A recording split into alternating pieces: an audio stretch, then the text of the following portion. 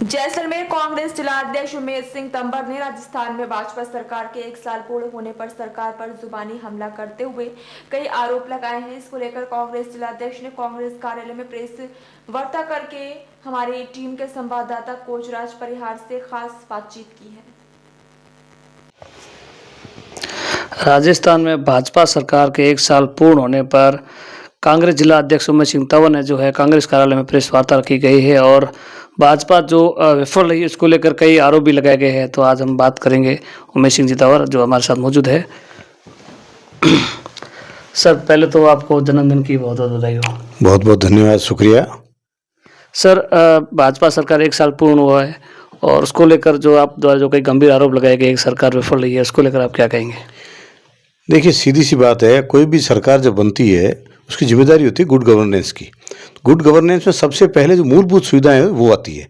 मूलभूत सुविधाओं के तहत सबसे पहले पानी, बिजली, शिक्षा, चिकित्सा, स्वास्थ्य, परिवार कल्याण, पशुपालन और ये जो मुख्य रूप से जो चीज़ें आती है उनमें सरकार या शासन कैसा रहा है।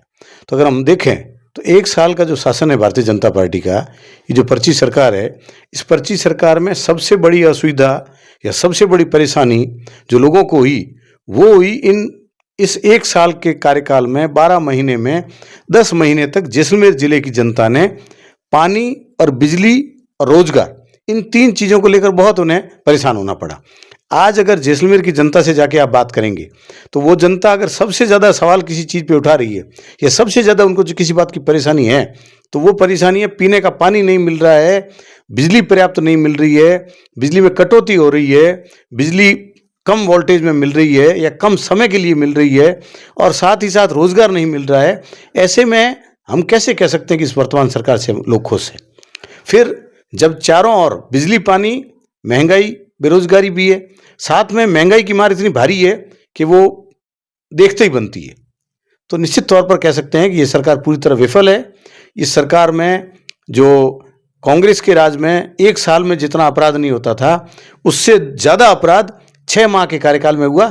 ये अखबारों में छपी रिपोर्ट, जो आंकड़े जो राज्य सरकार ने जो आंकड़े जारी किए हैं उस सरकार के आंकड़ों में ये चीज़ सामने आई है कि जो अपराध इन 1 साल में 200% अपराध बढ़ गए और उसमें जघन्य अपराध भी बढ़े।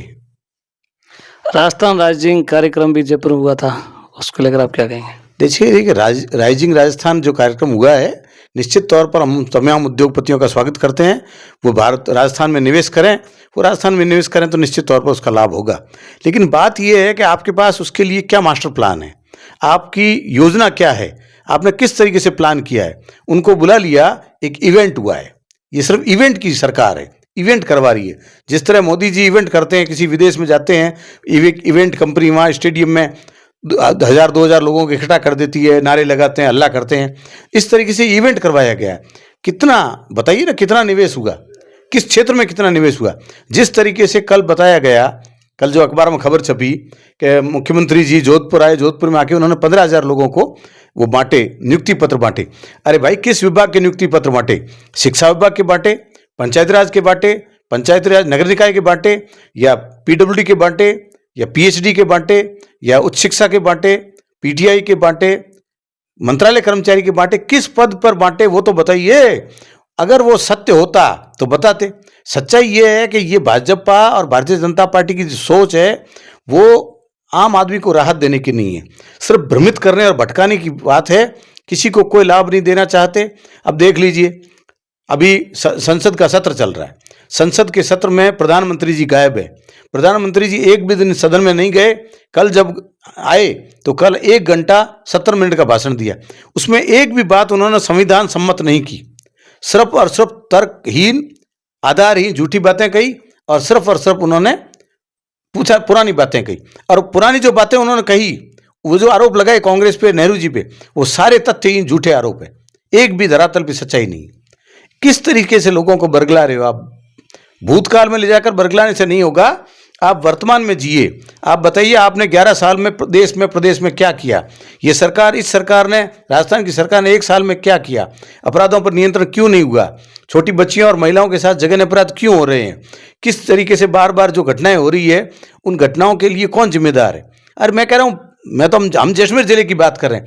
हमें प्राथमिक जो मूलभूत सुविधा है, पानी बिजली नहीं मिला 10 महीने तक, उससे लोग त्रस्त हैं। आप सभी इसको भली भांति जानते हैं।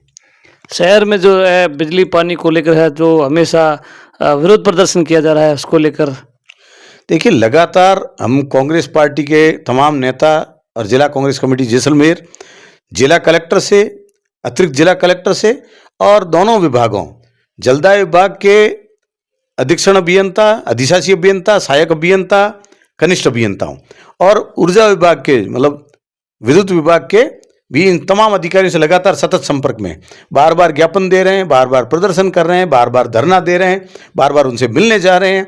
और मेरे फ़ोन की कॉल की आप डिटेल निकाल के देख लीजिए, पिछले 10 महीनों में मेरे सर्वाधिक कॉल जो है वो जिला कलेक्टर महोदय को, एडीएम साहब को और प्रशासन के साथ साथ इन दोनों विभाग के अधिकारियों को लगातार जा रहे हैं। जिले में, शहर में, गांव में, सभी क्षेत्रों में जो पानी की और बिजली की समस्या है उसको लेकर हम संघर्ष कर रहे हैं और वो सतत करते रहेंगे। प्रभारी मंत्री जयराम कुमार जी है, वो जैसलमेर दौरे पर रहे थे। उन्होंने कहा है कि जो पिछली सरकार कांग्रेस सरकार थी तब बहुत बहुत बड़े गड्ढे खोदे गए थे, वो गड्ढे काहे के थे? देखिए, जो उनको भरने में अभी टाइम लगेगा, अभी 2 साल लगेगा। देखिए, जो खुद अक्षम होता है वो दूसरों पर सिर्फ आरोप लगा सकता है। इनमें सक्षम नहीं है, ये राज करने के लायक नहीं है, ये लोग सक्षम नहीं है। मैं एक छोटी सी बात पूछता हूँ, उनके पास विभाग कौन सा है? उनके पास विभाग है पशुपालन विभाग। जैसलमेर जिला पशुपालकों का बाहुल्य जिला है और यहाँ पशुपालक बाहुल्य जिला होने की वजह से जैसलमेर की जनसंख्या से 15 गुना अधिक जो है यहाँ पशुधन है। उस पशुधन को जो पशुपालक जो उन पर निर्भर है, पिछले 15-20 दिनों से पशुओं में एक अज्ञात बीमारी फैल रही है जिससे पशुधन की मौत हो रही है, बकरियों में, भेड़ों की, गायों की मौत हो रही है और वो लगातार समस्याग्रस्त है। जैसलमेर जिले के ग्रामीण क्षेत्रों में ज़्यादातर लोग पशुपालक हैं और सोदान क्षेत्र में हो चाहे और भी किसी क्षेत्र में हो, सर्वाधिक मौतें हो रही है पिछले 15 दिनों में भेड़ बकरियों में। वो अज्ञात बीमारी से 100 से अधिक प्राथमिक और उपस्वास्थ्य केंद्र जो हैं, अज्ञात बीमारी फैल रही है जिससे पशुधन की मौत हो रही है, बकरियों में, भेड़ों की, गायों की मौत हो रही है और वो लगातार समस्याग्रस्त है।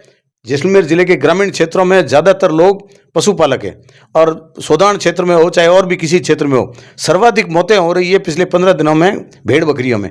वो अज्ञात बीमारी से 100 से अधिक प्राथमिक और उपस्वास्थ्य केंद्र जो हैं पशुपालन के वो बंद पड़े हैं। 100 से अधिक पोस्टें खाली पड़ी है।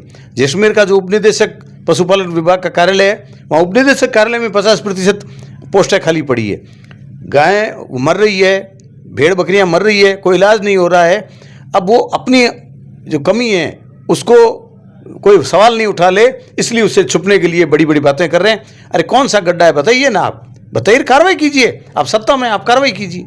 आप सत्ता में हैं, आप कार्रवाई कीजिए। जिसने गलती की है वो जेल जाएगा, जिसने भ्रष्टाचार किया उसके खिलाफ कार्रवाई होनी चाहिए। हम कहते हैं, हम मांग करते हैं, हम विपक्ष में हम मांग करते हैं कि जिसने भ्रष्टाचार किया, जिसने गलती की, जिसने बेईमानी की, उसके खिलाफ कार्रवाई कीजिए। हम आपके साथ हैं।